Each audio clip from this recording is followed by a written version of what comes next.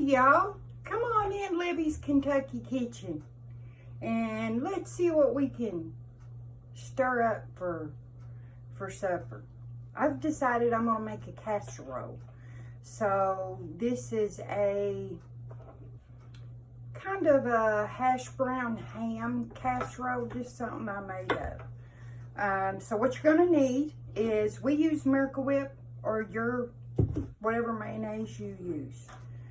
A can of cream of chicken, a can of cheese, cheddar cheese sauce. You're gonna need some cheddar cheese. You can use all cheddar cheese. This is a Mexican blend. Just a little bit of Parmesan for the top. You're gonna need ham, and I'm gonna put broccoli in mine. And of course you're gonna need hash browns. And I took them out of the bag. I just got frozen hash browns, and I took them out of the bag. This is a 1 pound, 14 ounce, so a 30 ounce bag.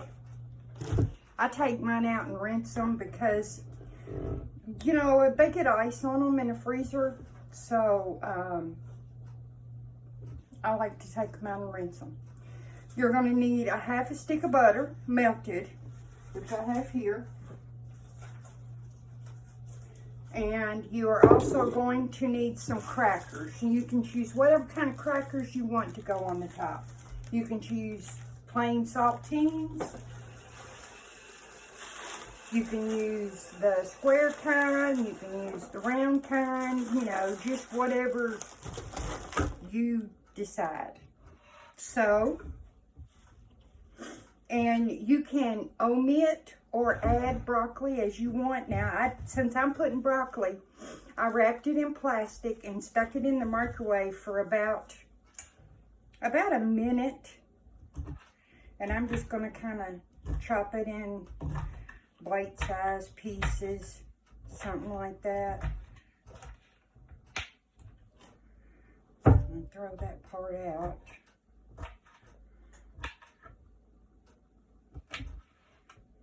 Just kind of small chunks, you know. Nothing too big.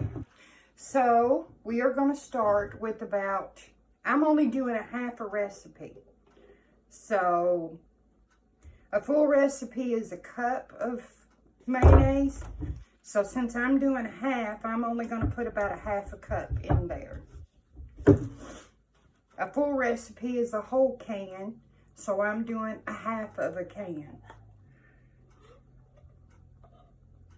And we just stick this all in here. Make sure I get it all out. And again, I'm only using a half a can because I'm doing a half a recipe. I have the other half in the oven so you guys can see beginning to end. All right, so, and let me bring this back so you guys can see it a little better. I'm going to put just a pinch of salt because the soup and the cheeses all have salt, not much. And we want to put some pepper. Oh, and one thing I forgot to tell you is onion.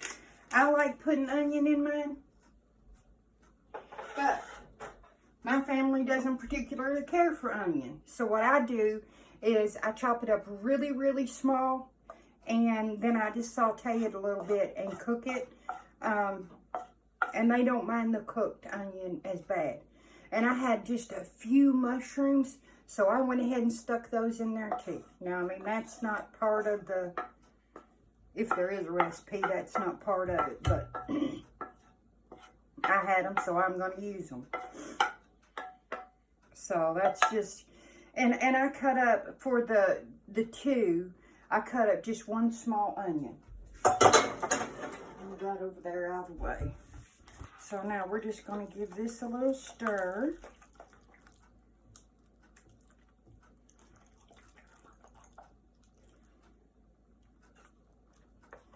And we're going to put our broccoli in.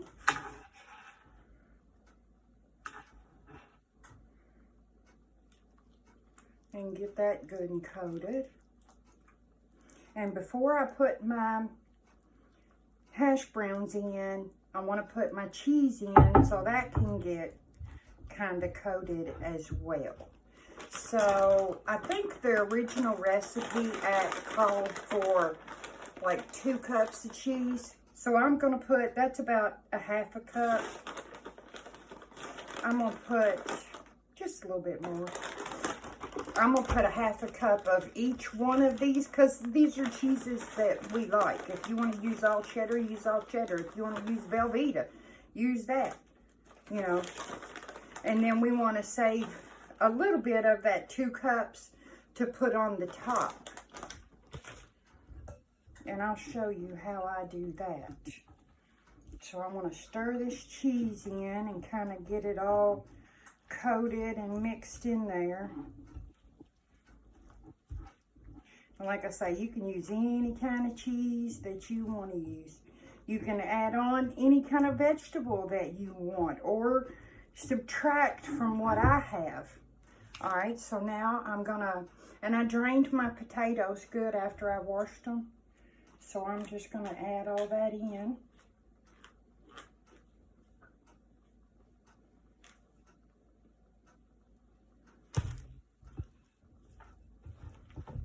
And just kind of try to mix it without making too big a mess.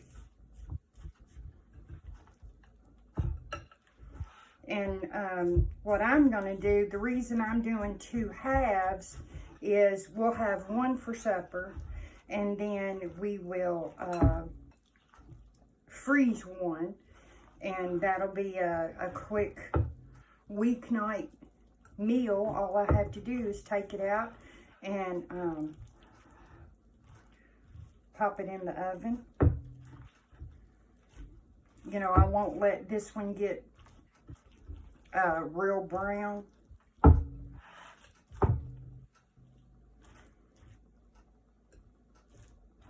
All right, that looks pretty good. It's pretty well mixed up. All right, I'll wipe my hands. And so I don't think it's all going to fit in this little pan, but I may end up making 2. So I'm going to put just a good layer in the bottom of here. Of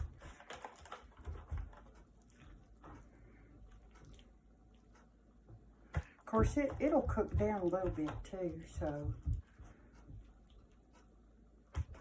And then I'm going to put, and as far as the ham goes, you can use any kind of ham you want. And you can use as much or as little as you want. If you're not a big meat eater, then don't use a lot. But I put a good layer of, you know, broke up ham. I cooked the ham yesterday, and, you know, inevitably when you cook one, you're going to have all kinds of little pieces that don't slice up well. So I just put all those in this bag, and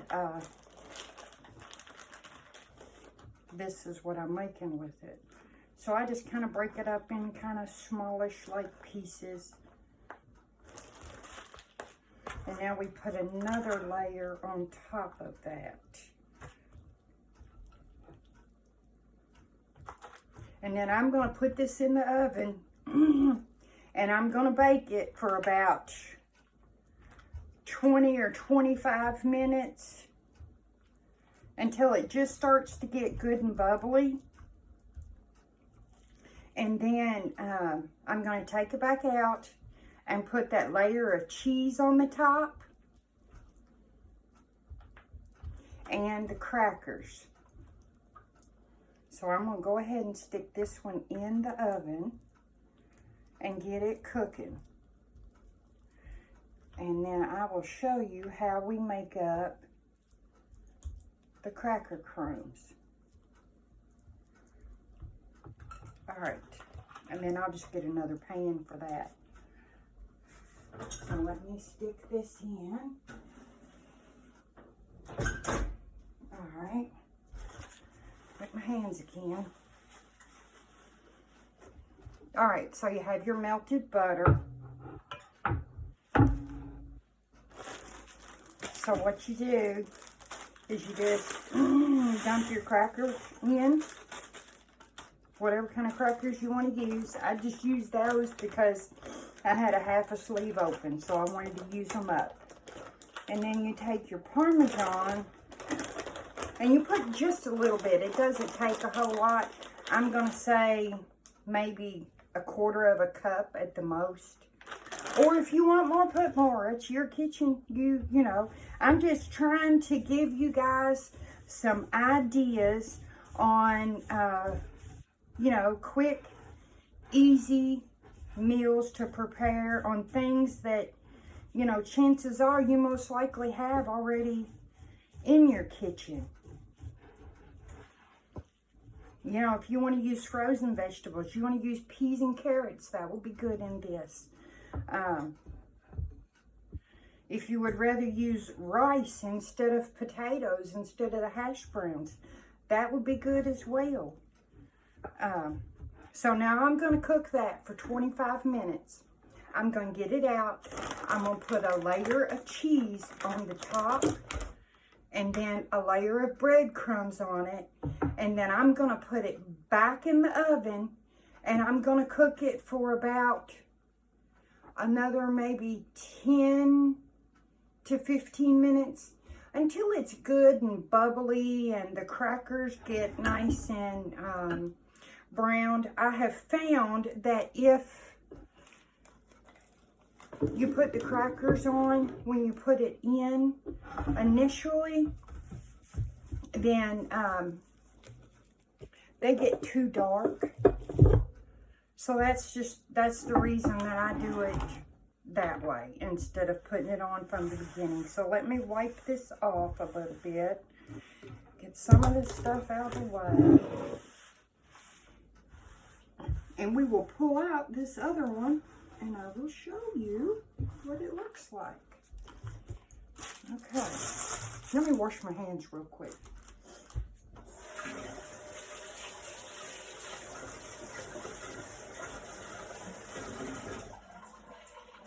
Alright. So now let's pull this out. Grab a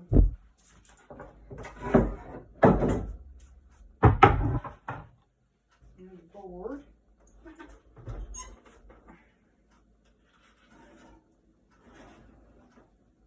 Oh, and it smells wonderful. And there it is, guys.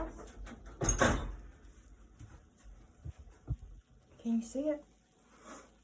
You can, I mean, almost hear it bubbling. Can you hear it? And the cheese is all melted around the sides, and it probably would do better if I let it set up for a minute, but since we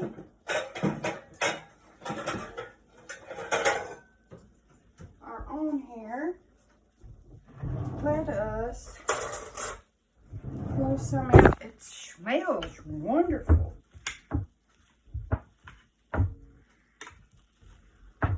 Wow. Mmm.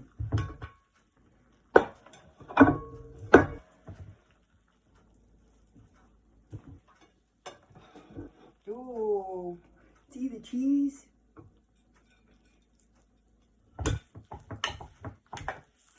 And there you go. You have your meat, you have your vegetable.